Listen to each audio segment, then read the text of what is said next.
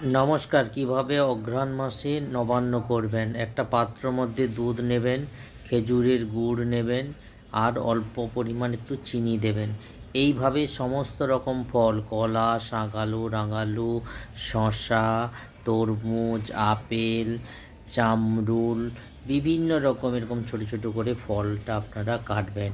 কেটে পাত্রের মধ্যে দুধ দিয়ে আর গুড় যেটাই দিলেন সেটা এইভাবে সব ফল একসঙ্গে ঢালবেন। ঢেলে সুন্দর করে মাখাবেন। মাখানোটা যাতে খুব ভালো হয়, তাহলে নবান্নটা খুব ভালো লাগবে। তার মধ্যে দেবেন জামরুল দেবেন, আপনার শাক আলু, আমসত্ত্ব দেবেন, খেজুর দেবেন, নারকেল কুড়া দেবেন। অনেকে গোটা নারকেল দেয়, ঘি দেবেন, মধু দেবেন এবং চাল বাটা। চালকে ভিজিয়ে অনেকে শুকনো চাল দেয়, মটরশুঁটি দেবেন, দিয়ে সুন্দর করে মাখাবেন।